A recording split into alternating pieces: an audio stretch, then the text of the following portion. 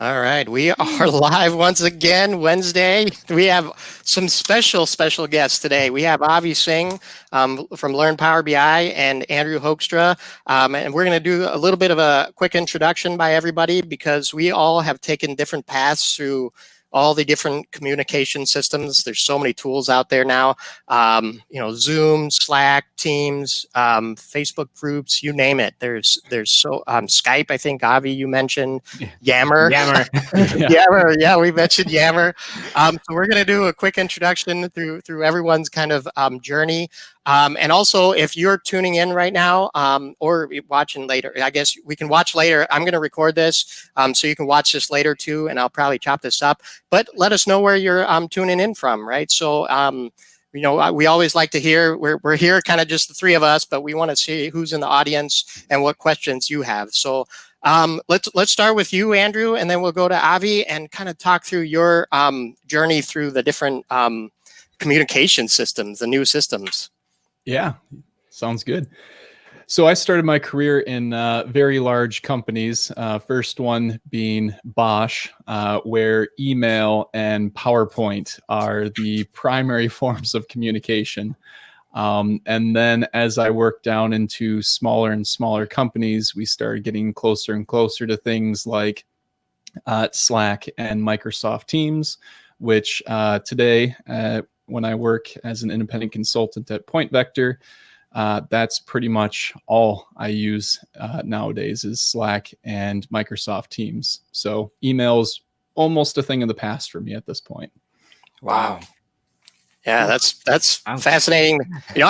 I was saying before we started the show is like I still use. So there's going to be part of our audience too that still use email for a lot of our communications and are going to watch this and be like, is it time? Is it time to move to this? So I hope to answer a lot of their questions too. But Avi, you've had an interesting journey because you've been in Microsoft, used some tools there, and then you've seen a progression of a lot of these tools. And I think like Andrew, you also have kind of shifted away from email, right? But not for, you said a certain application, which is still important these days, marketing, I think, right? So that's right. So I still use that to reach out to customers, potential customers, find new customers. We run our marketing in a big way through email, but frankly, even just this discussion is making me wonder, like, what's next? Like, Andrew said, pretty much email is dead. I'm like, how many Andrews are out there? So my journey on this was, of course, kind of started with email at different companies, and I think we started to see some form of chat communication, whatever. Maybe they were homegrown tools or something, but of course, in Microsoft. I love that part about Microsoft. They call it, you eat your own dog food, right? So everybody uses their own products, right? And you're pretty much forced to, although it's opened up a bit. But yeah, so we had Skype for Business, Yammer, all of that. And I used all of those. I think Teams, and then I left Microsoft. And then I stepped into this whole new world where I was like, whoa, there's stuff outside of this. And I started talking to other entrepreneurs, other businesses. And it was kind of a much more mixed world. In Microsoft, everything was just Microsoft, the whole ecosystem. But here, people will like plug and play, and Azure Cloud and Google Docs, and it was just mix and match, and it all pretty much worked, and it worked well. I was actually surprised. So for my business, I've gone that route. We use a lot of different tools. We use Zoom. We use a whole ton of stuff, which is not Microsoft. But for chatting communication, for my team internally, it's a small team. I call myself a solopreneur, which doesn't mean you're working alone, but that means I'm never going to build a team of 30 or 300 or 3,000 people. My goal is, my number one goal and value is complete freedom. So we operate in a small team, and we do use Teams. We love it. Now, of course, it was an easy choice because they pretty much give it to you, right? I mean, they hand it to you. And so we bought Office license. I'm like, I guess we have Teams now. Let's try it out, right? And it's a great tool. It works great internally. Now, when we tried to adopt something for a wider group, for a student community, man, that's where I think it just feels there's a lot of friction with Microsoft tools. So there, we have used Slack. So our highest level group was a Pro Plus group. These are the folks who are, and Charles and I are both coaches there, is that we're coaching people to become freelancer, to become consultants, become go on this independent path. It's a small group, and we use Slack for that. We decided to use Slack, and I feel that's worked great. Although there's definitely been a bit of learning curve, not just about the tool, but about the communication as well. And we use Facebook group for our wider student community in Learn Power BI. Facebook, that's right. And then you said internally you use Microsoft Teams too. So that's kind of cool. You have the freedom and the blend, like you were talking about. You have Teams and you use Slack and you use Facebook groups. So you've got a little bit, whatever works, wherever you put that there. Right? It's the way it is. I mean, I wish there was one tool which kind of solved everything, but I just don't see it yet. Right. Yeah.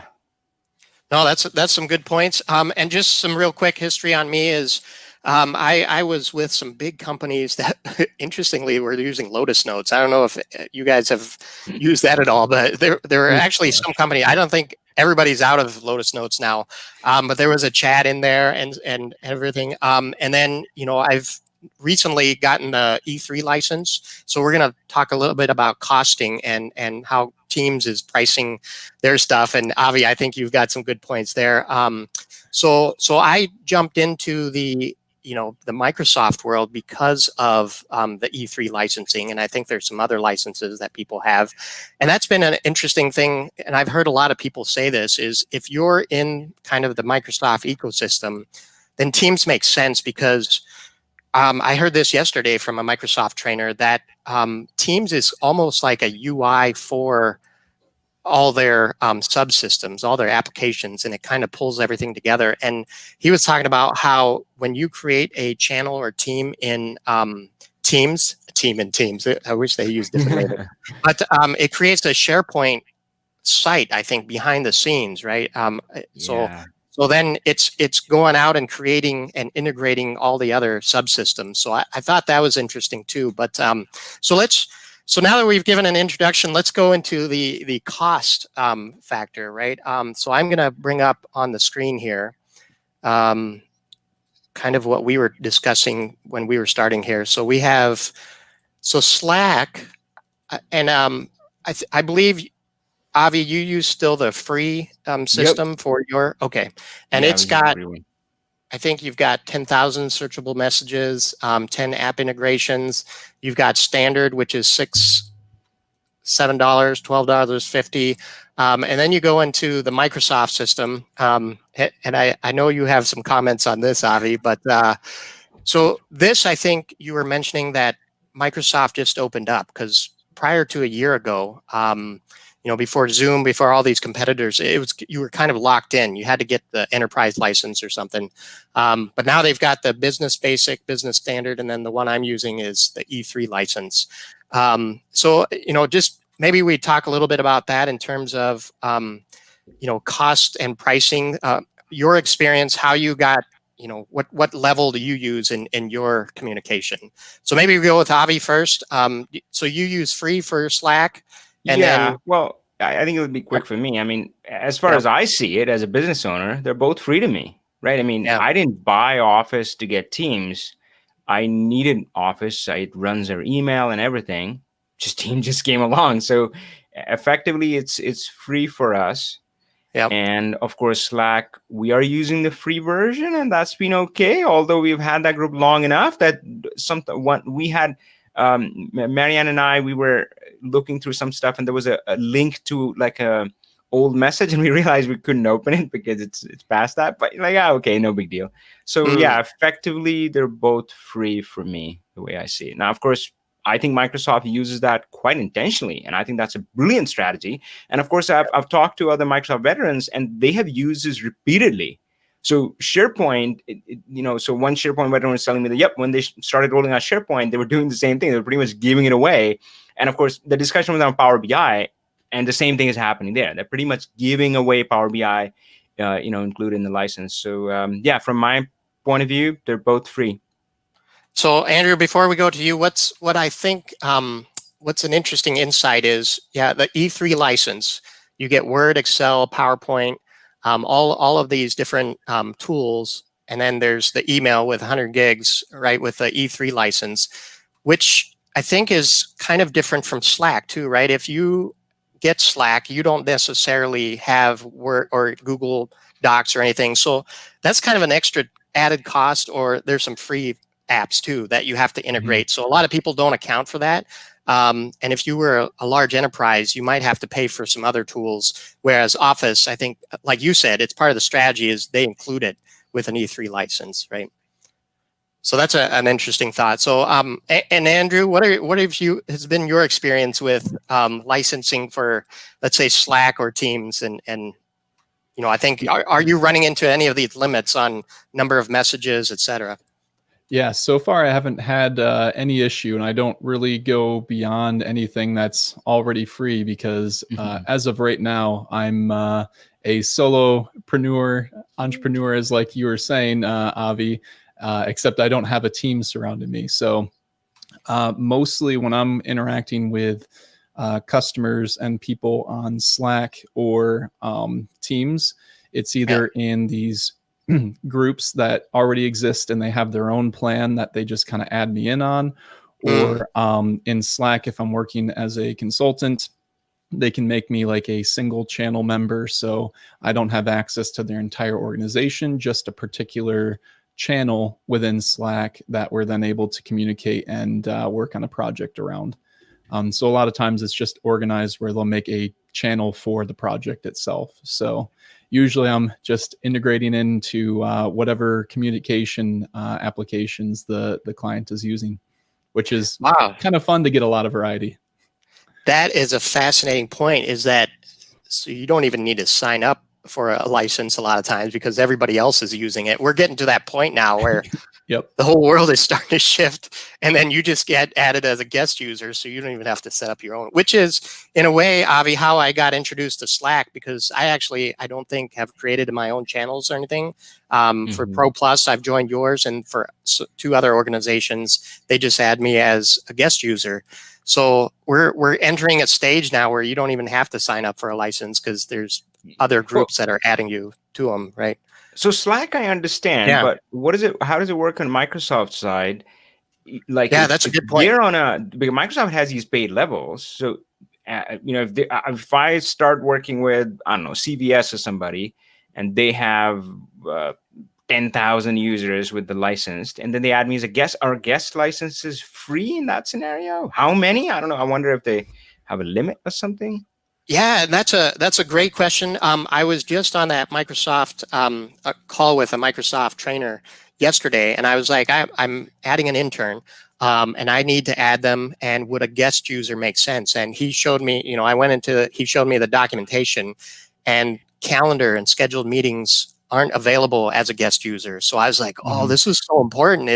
There's some limitations that if you want to integrate somebody fully, this is critical. Is if you use the free guest access to add somebody, they're missing some key components like OneDrive, calendar and stuff like that. So no, that's a good point. And that I'm planning to consider this and dig into this further. But yeah, if you need to add more people, it's going to cost a lot to add E3 licenses for everybody. If you need to add all these capabilities. Yeah, I think those guest ones are primarily targeted for like that sort of contractor sort of arrangement where they already have their own email, they already have their own storage. They're kind of being treated as this like separate entity that you just got to give them a quick channel in to have your little small pipeline of communication between you two. Yeah, and I think that is great. I think that is phenomenal. And frankly, I think that's where the world is moving towards. And of course, my belief is that the whole COVID thing is going to massively accelerate it, right? I mean, for one, it removes that big barrier that kind of was there earlier where some companies were like, oh, we want somebody on site. Like Microsoft was very on site heavy. It's like, no, we want somebody in Seattle. And of course, they had their pick, right? I mean, so people are flocking to Redmond to kind of sign up for them. But now remote is okay. And of course, all the changes going on. So I think that's great. That you can quickly add somebody and have this almost instant means of communication. That is powerful. Yeah. And let's go to another interesting topic. And before we started this call, I think Avi, you got some emotional. Your eyes got real big, right? So let's talk a little bit about synchronous and asynchronous. And I think the story that got everybody triggered was, I remember when I was in the corporate world and I logged in, and there's the chat feature, which is inside, which is kind of synchronous in a way, because you engage somebody one-on-one in the chat features and they expect you to respond right away. And I remember I would turn myself off. I would just log out. I was like, I don't want to be known. And I was warned a couple times. I was like, you need to log in so I know that you're here at work and logged in, and at work. And I was like, so this is a tracking system now, which really back with punch cards, right? We should get punch cards. Let me punch in and punch out. God. Yeah, don't use this to track me, working and stuff. So that was interesting. Was there's both of these tools, I think, have a synchronous side and an asynchronous side, and I think what they're trying to push is the asynchronous side of things, where and I think this is getting, people need to get used to this, because it's a new way of getting notifications, because you're not looking at every email anymore. You just go into look at all your channels, see which ones have updates, and they're like, I'm interested in this one, and you click on that one and read through, right? And that to me was an adjustment. So let's go through each of you in terms of your adjustment. And Andrew, you've been doing this for a while, so let us know if there's any thoughts you have on asynchronous versus synchronous, and what are some adjustments you've had to make to this new system of communication? I think you had a really good point that whether it's email or these more like messaging applications, there is an asynchronous and synchronous component to them, but it's like on a spectrum, right? Like email, people don't really expect you're going to respond within 5 minutes. I know whenever I get an email back within 5 minutes, I'm like, wow, that was incredibly timely. That's very, very helpful, but not really anticipated. Yeah. But when you send somebody a message, even if you're saying, hey, in a few minutes, can you chat? You kind of expect to get at least a thumbs up back or something like that pretty quick. And the biggest shift that I've had to make, especially dealing with, everybody using different platforms and different ways of communicating on those platforms, is trying to figure out what like your system of communication is, and kind of finding ways to almost indicate whether you're intending something to be asynchronous or not. So we've used things like threads in Slack to just kind of document trains of thought that people can peruse at their, whenever they have time, sort of that asynchronous communication. But then you leave all sort of direct communication that's supposed to be synchronous to be the direct messages or actual calls within Slack. So a lot of times it's just an adjustment period of figuring out, like, are there certain emoji or tags or things like that we're going to attach to our messages, and ways of organizing it in order to indicate to people how we intend for them to respond. Because I think we got all these things implicitly in our head, whether we expect somebody to get back to us or not. And occasionally we'll actually type it out in a message. But sometimes telling people we expect a response within 15 minutes comes across as so harsh.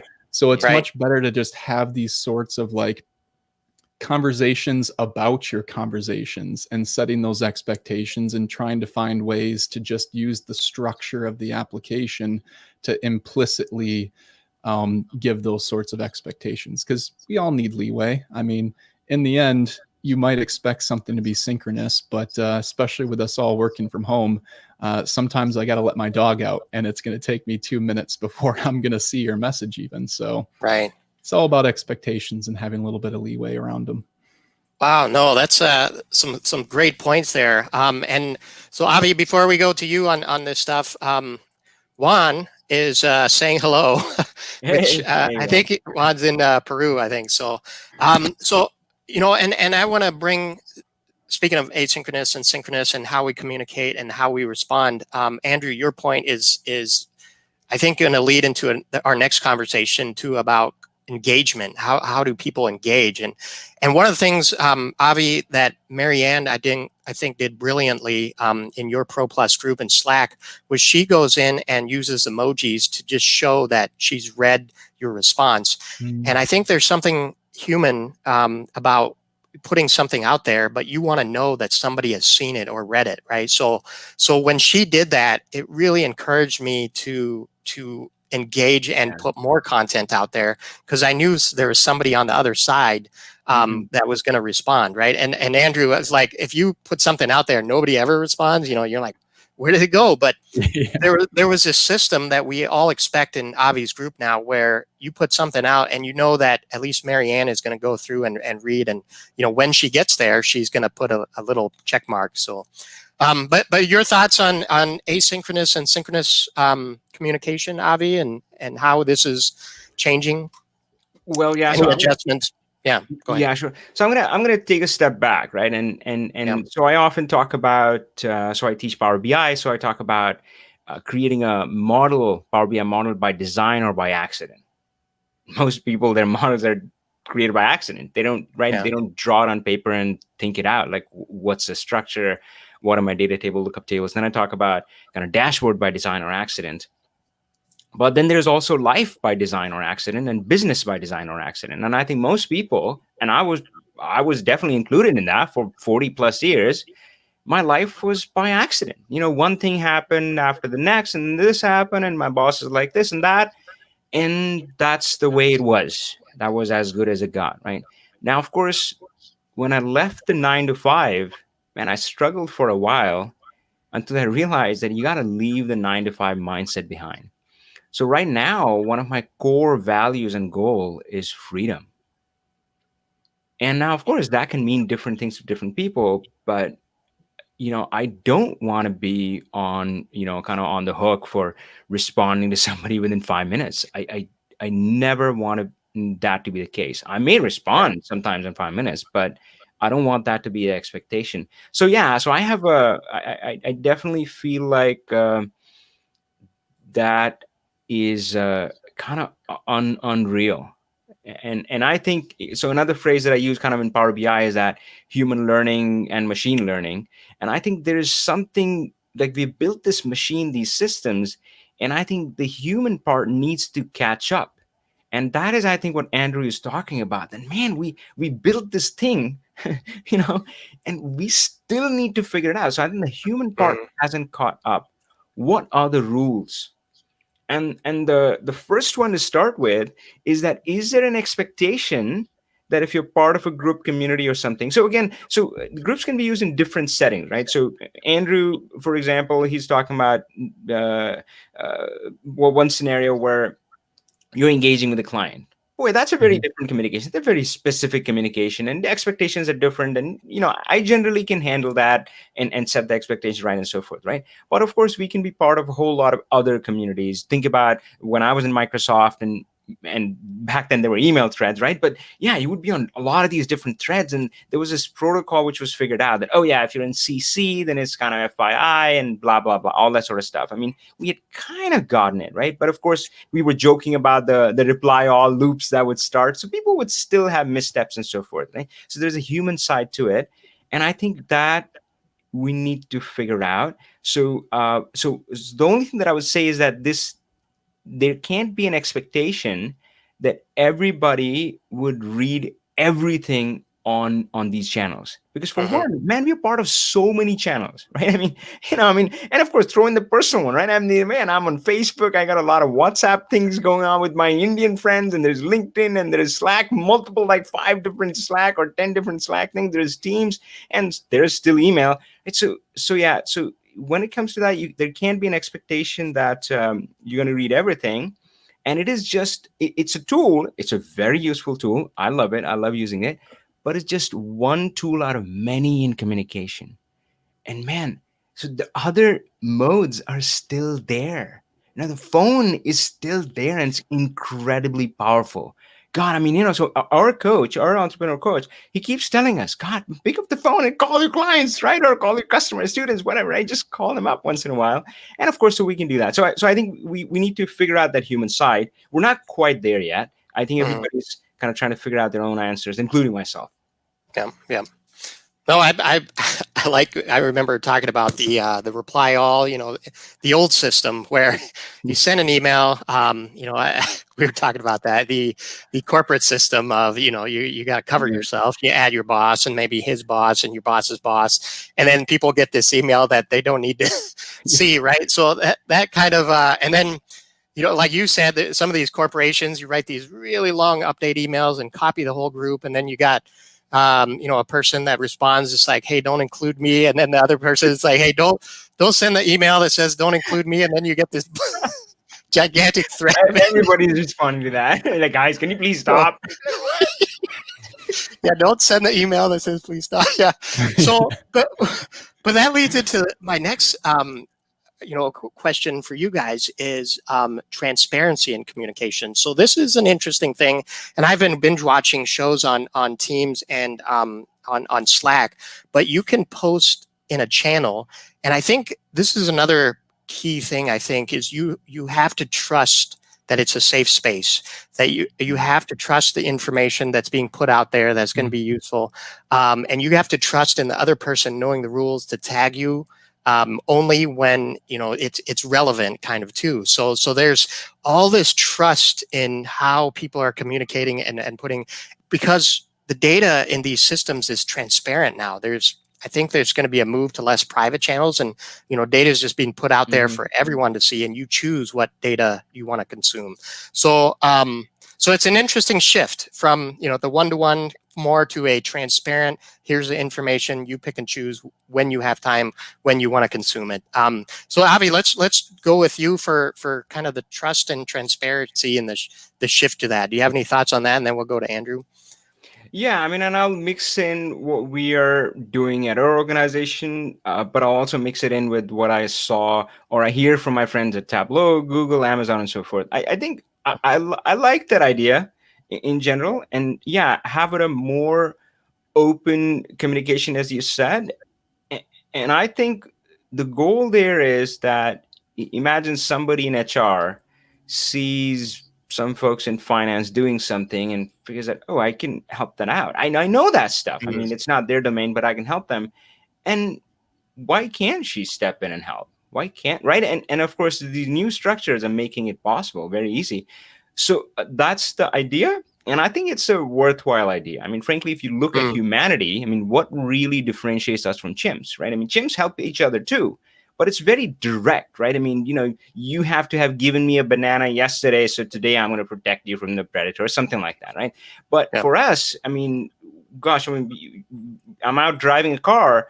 How many thousands, maybe even hundreds of thousands of people have impacted that or created that in some way? It's phenomenal. So that's a strength, and I think that's where these tools can kind of emphasize that. So of course, in our company, we've had to do kind of the same thing, and we're still trying to figure that out, though. To be very candid, it's like, what do we use the private chat for, and what stays on that? So generally, obviously, work-related stuff, we want to keep it on the open channels. We want the whole group to be part of that.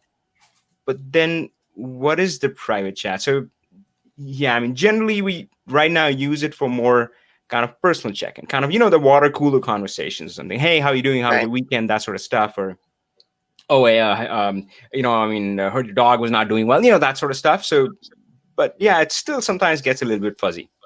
Oh, that's a good point. And there's a divide too of what goes into channels, what goes into one-to-one. And I also heard somebody just online recently talk about, tasks. They don't put those into the channels, and they use a separate tool like Trello or Monday.com because there's a time element and a responsibility, like to complete the task.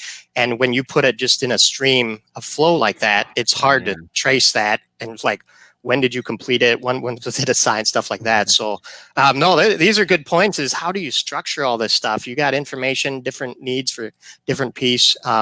So yeah, let's go to Andrew real quick. Unless did you have another thought? I just want to say that's a great point. I mean, so we kind of do the same thing. So, man, I mean, this thing. So you're right. I mean, we use Monday.com for project management. And it has its own communication structure. It has its own updates, and you can tag people and all that stuff. And we we somehow manage it. And of course, we're a small team, so we can get away with a lot. We do a lot of in-person meetings. We kind of check in and get everybody on the same page.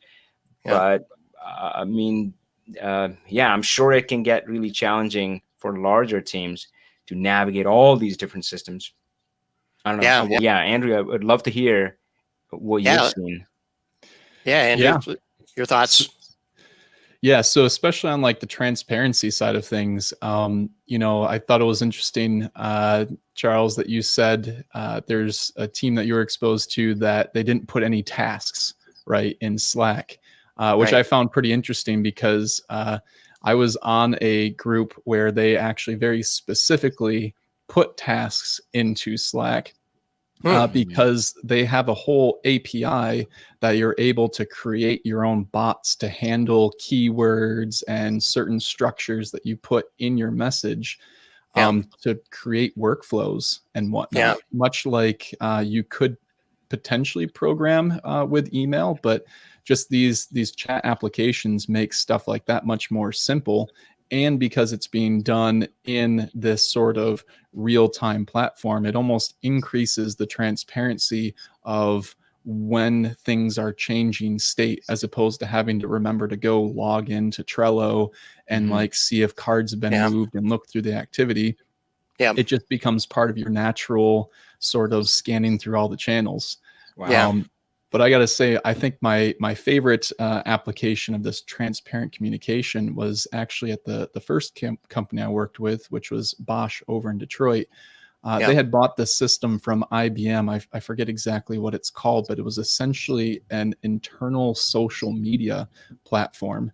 And they had a whole movement around working out loud. So all the notes that you took, all the discussions you had, they were encouraging people to almost have those made public instead of via email, because things were able to be tagged and searched on, and they found all sorts of different collaborations that happened between departments just because people found other things that they were interested in by naturally coming together in groups on social media. And I think, Avi, when you're talking about email not being dead and being used for marketing, social media can be such a powerful place, even if it's not that internal system, but doing some working out loud online in a very transparent way. Of course, there's, confidential information and whatnot you got to be careful with. But these closed platforms like Slack groups and all of that kind of relax those constraints a bit, and they enable you to be a little bit more transparent if that's what's being encouraged. Love that. Oh my gosh.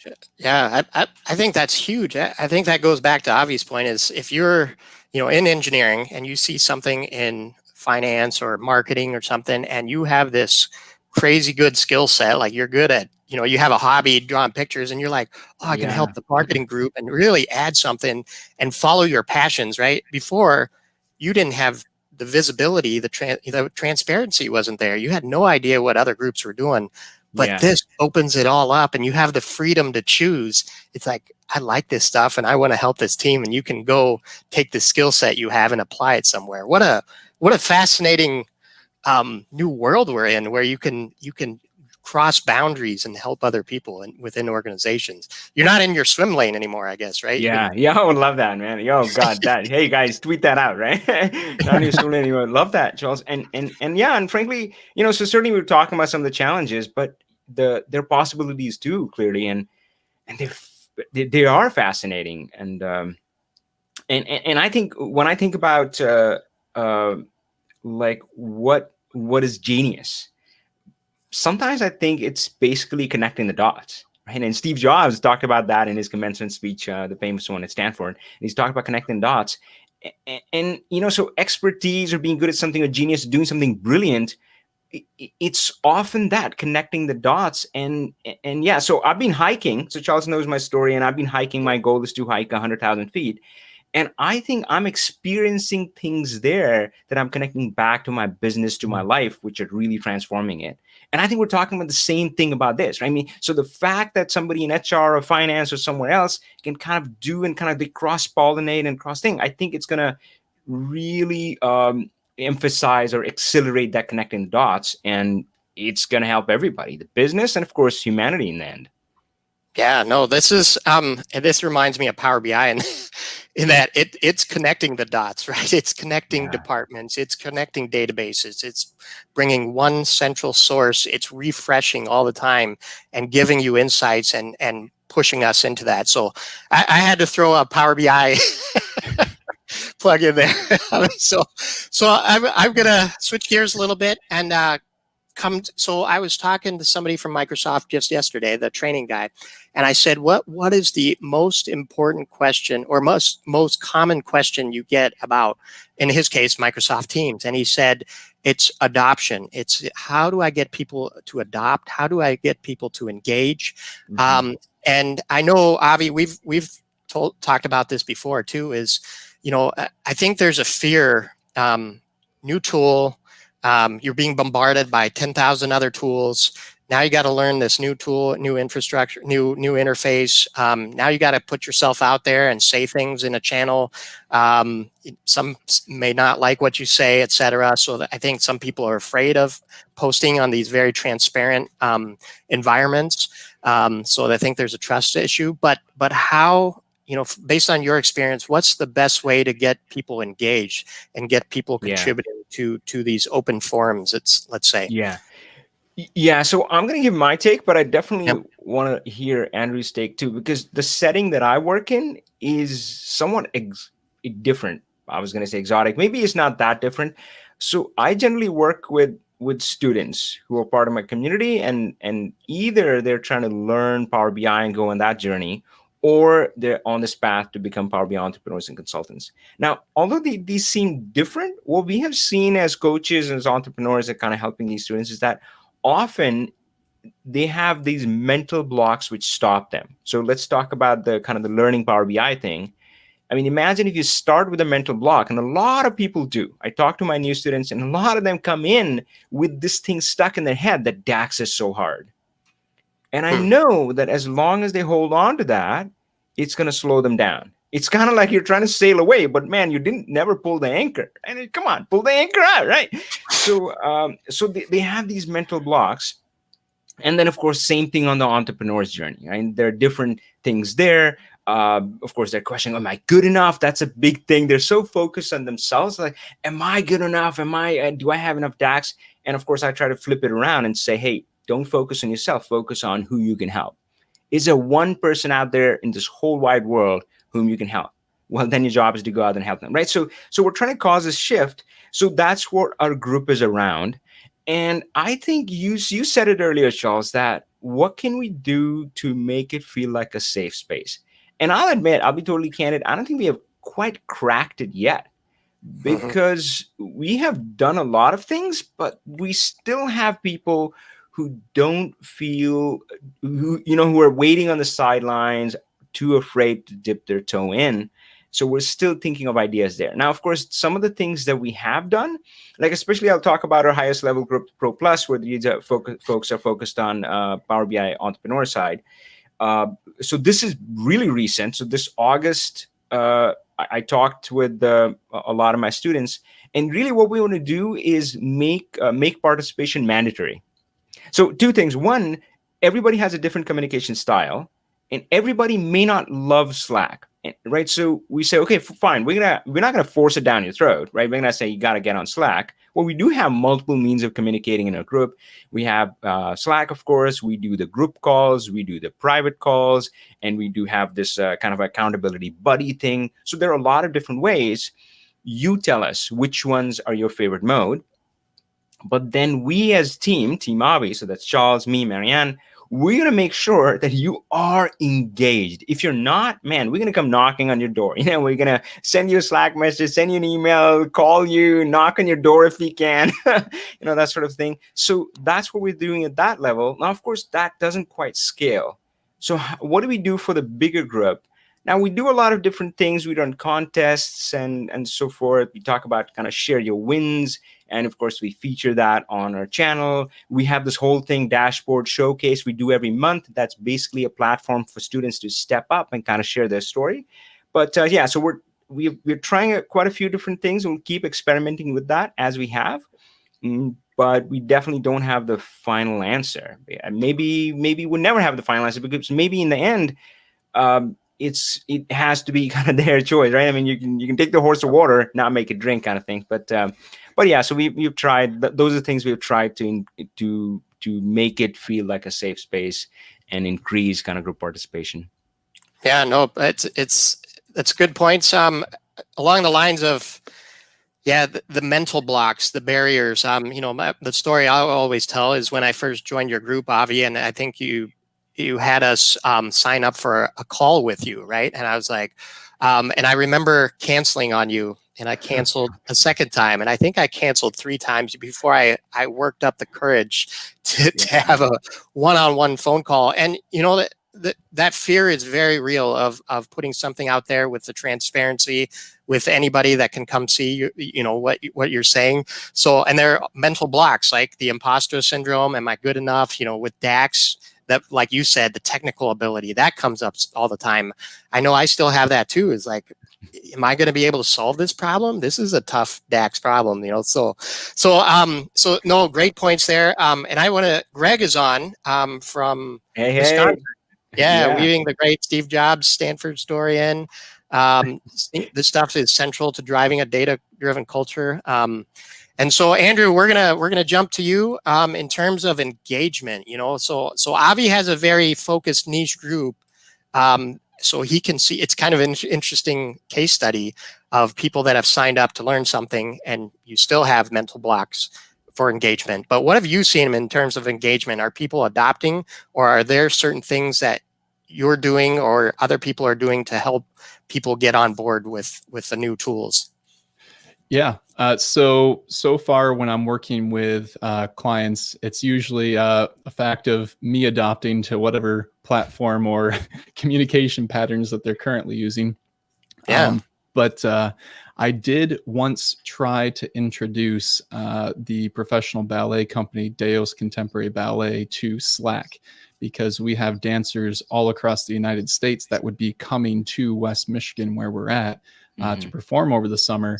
And let me tell you, email was really, really painful. As great as it is for asynchronous communication like that, it just, for whatever reason, didn't really work well with dancers across the United States. So we tried using Slack, but what we didn't realize is that people have their way of communication, and like it's easy to try to tout all the benefits, right? Like there's so much value in being able to organize and persist communications that other people can look through and get the information when they want it.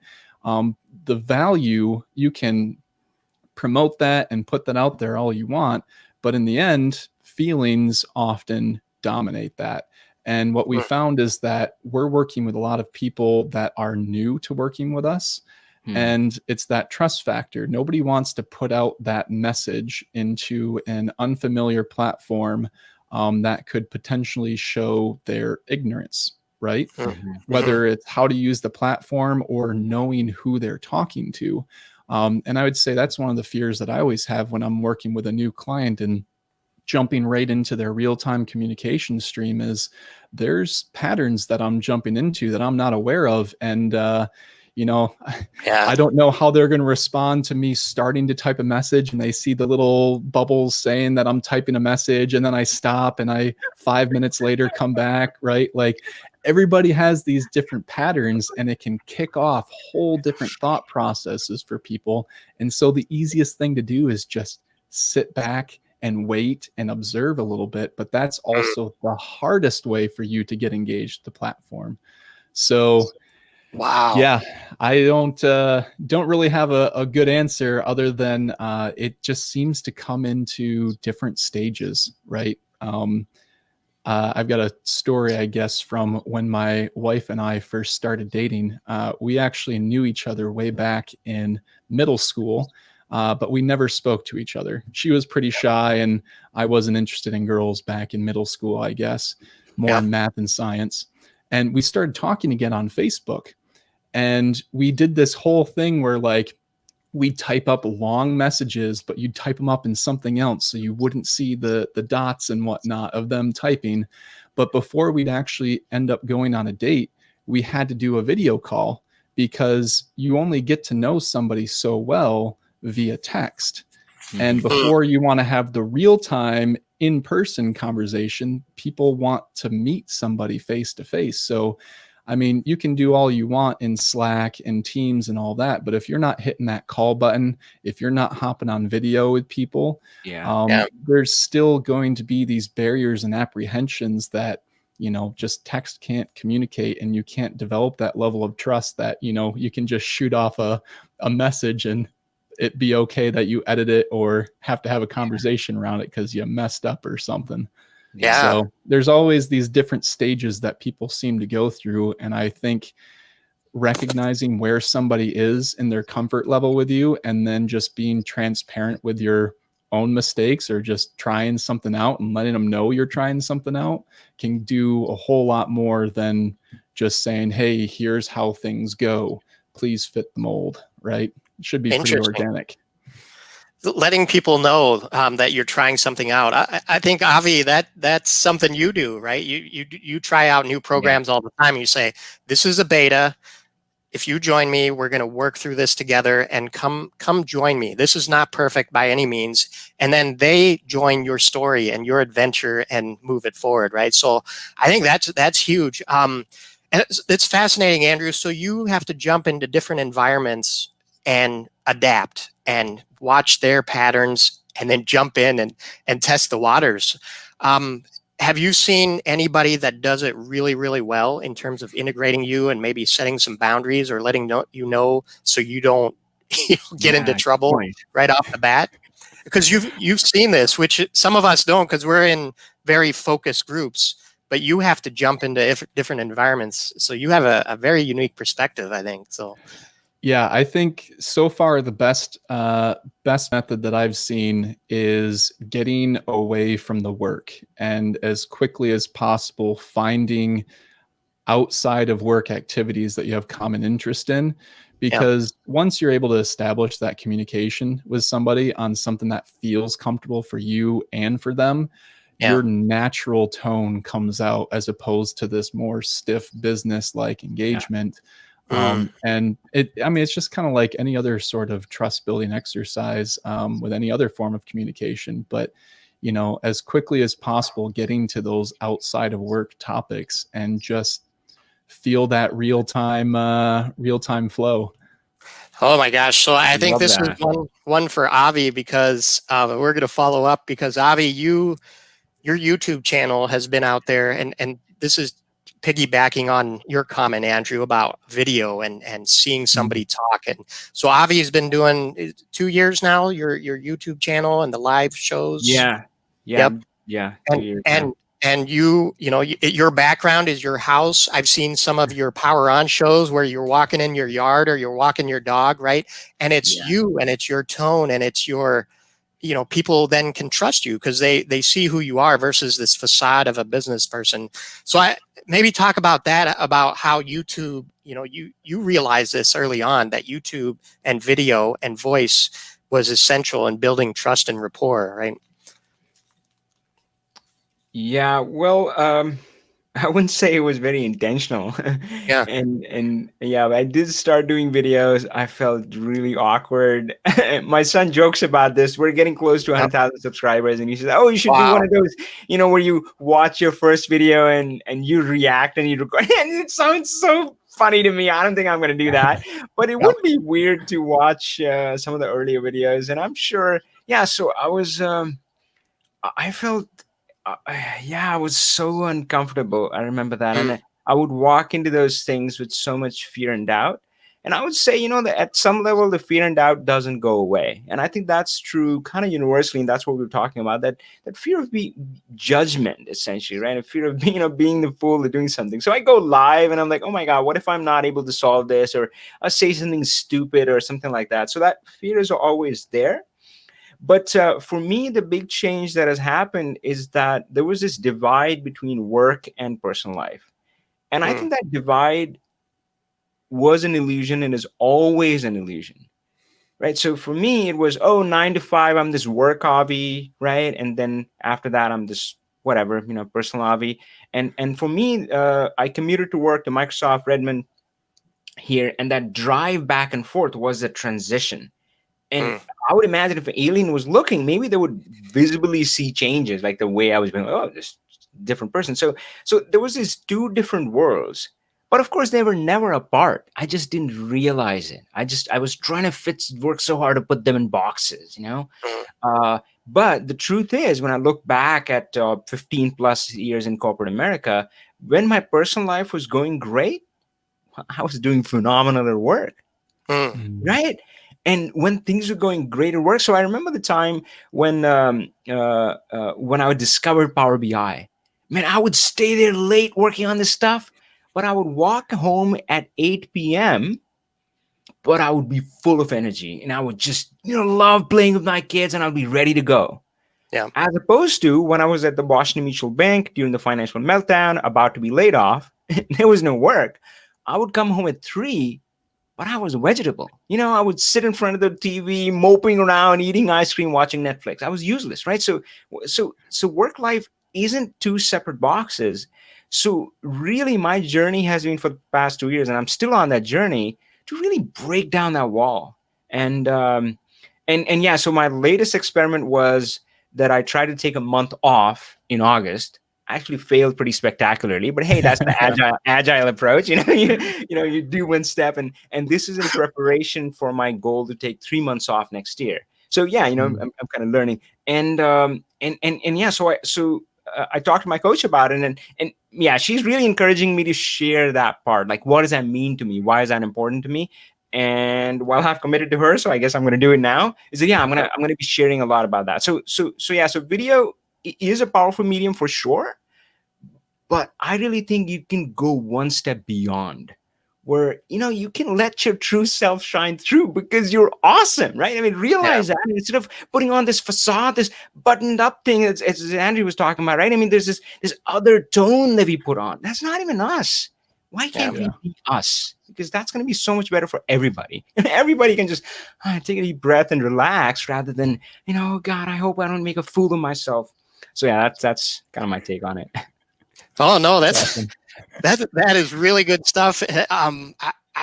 This leads right into Andrew's stuff because Andrew's been telling me about his ballet company, and I think you and Tess, Andrew, have really taken it. So um, along the lines of being yourself and expressing yourself through your art and your medium. So Avi, you've done this for 2 years, and you're showing more and more of yourself on your videos. And then what's interesting is Andrew, through the ballet company, I think they have elements of their own life, right, Mm. that they Yeah. display through their medium, through their art. So yeah, let's talk about that too, real quick. Just piggyback on Avi here is showing yourself through this expression of art.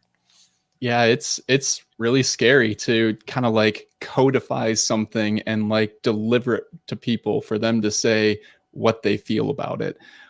It's like one of the most nerve-wracking things that we've done.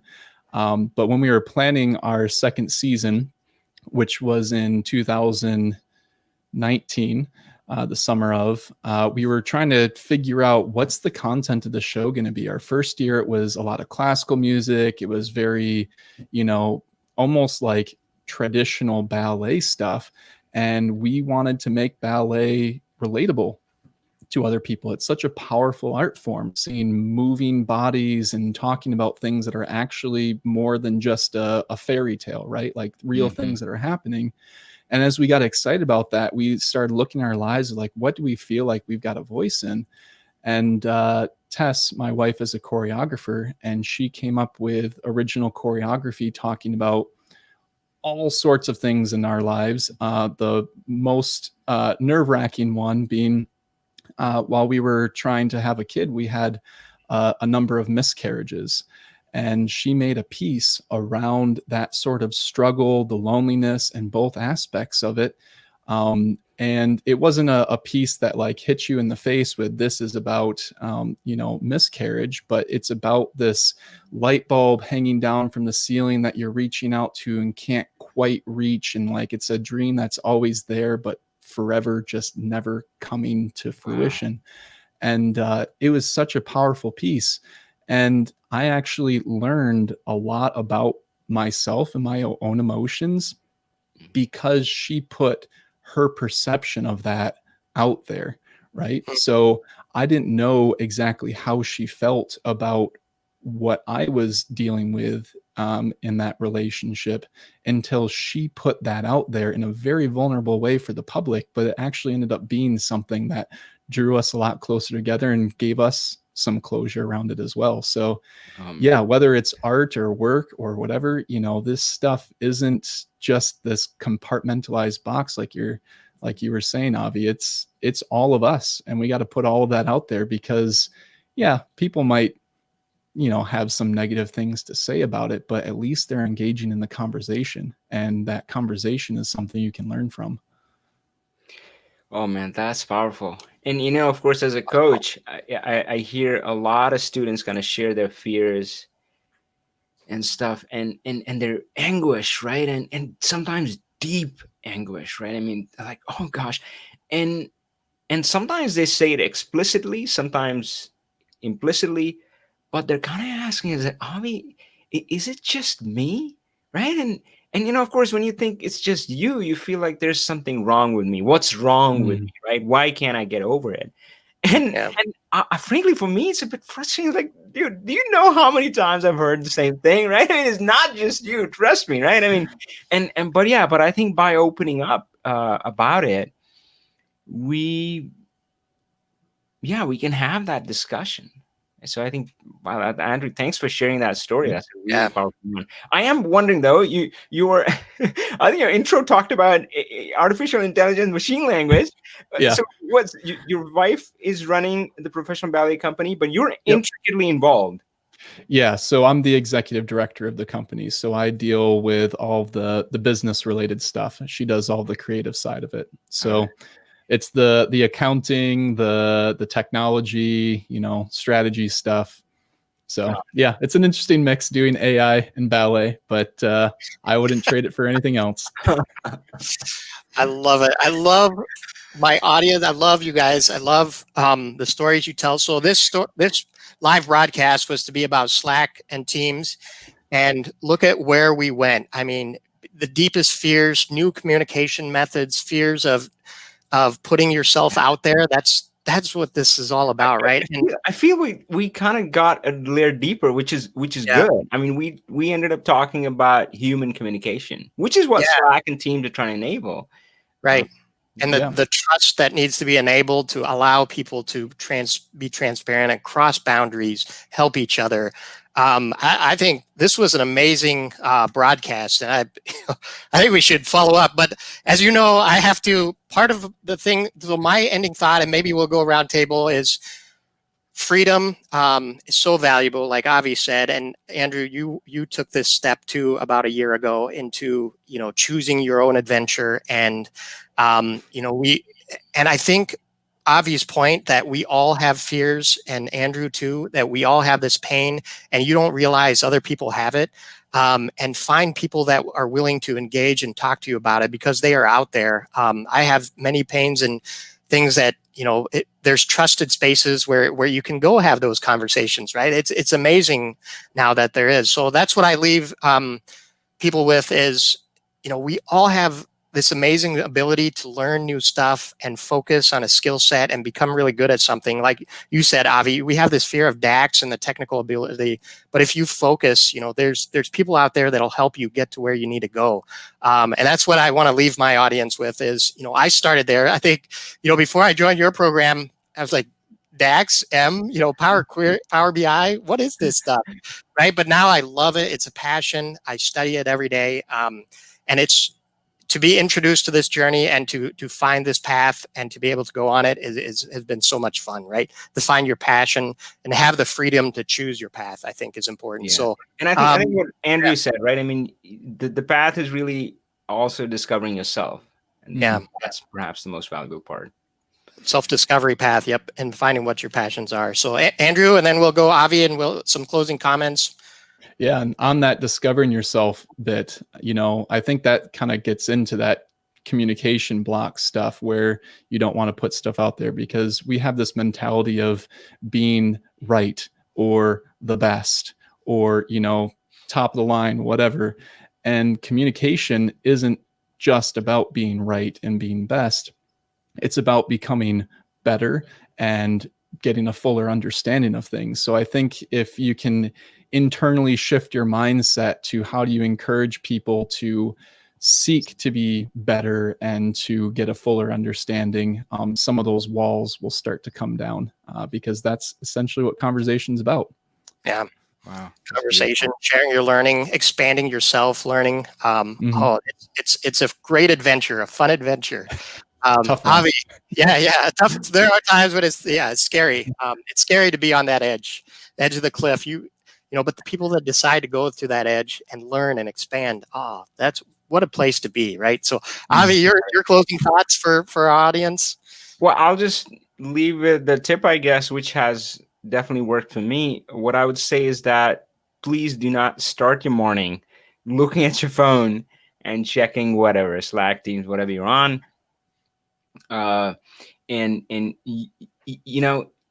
can only help others first by helping yourself. So make morning a time just for yourself. Be 100% selfish and do something for yourself. And it doesn't have to be long and extended, but whatever works for you, meditation, exercise, playing with the dog, but do that before you pick up your phone. Oh my gosh. What a great session. Andrew, Avi, thank you so much. Thanks for the audience members. Yeah, that was great. If you could just hang on real quick, we'll do a quick recap, and then I got to go run to a cross-country meet. So, All right. all right, 1 second. Sounds good. Thanks, everyone.